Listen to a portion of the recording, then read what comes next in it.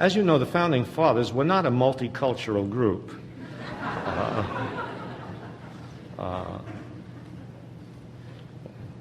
No women, no Native Americans, no blacks, and virtually no poor people. There was a 53 maybe, 53 and a half rich white men who, as Charles Beard put it rightly, despite all the criticism he took for saying this, reflected the interests of the propertied classes.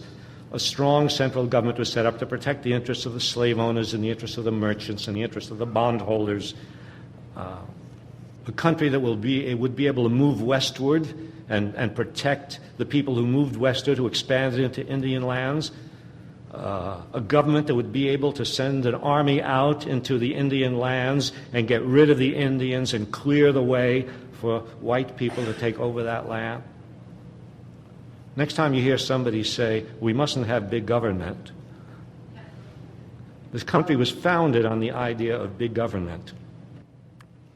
The slave owners needed big government, the manufacturers needed big government, the bondholders needed big government, the expanders needed big government. They all wanted desperately to have big government, and the rich and elite in this country have always wanted big government.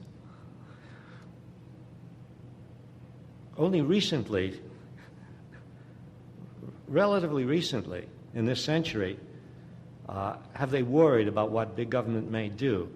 Because big government, for most of our history, has been big government on behalf of the wealthy interests. We've had a welfare state in this country for a very long time, but most of the welfare was given to powerful and rich corporations. It wasn't called welfare, you see.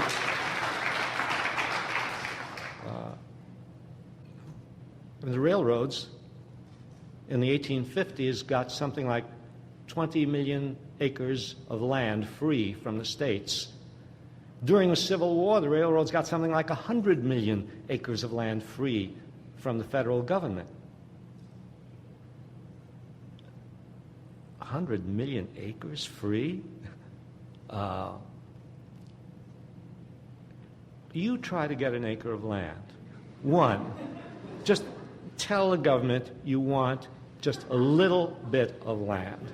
1 acre. They did it for the Union Pacific. They can do it for me.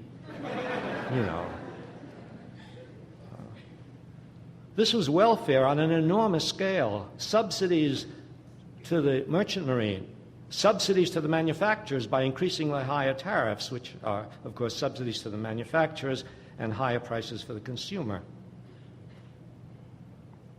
In 1931, Charles Beard, that same rascal who wrote about an economic interpretation of the Constitution, wrote an article called 31, remember, the midst of the Depression. And there's an argument about should the government do anything to help the poor, or should we leave it to private charities?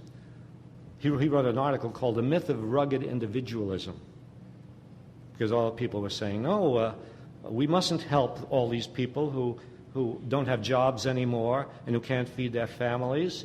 In this country, we have a tradition. People have always made it on their own. And what Beard was asking was, did Rockefeller really make it on his own? Did Vanderbilt, did Harriman, did they really make it on their own? Did Carnegie and the steel industry really, did they make it on their own? And he listed in this article all the subsidies and all the grants that had been given by the federal government to the great corporations.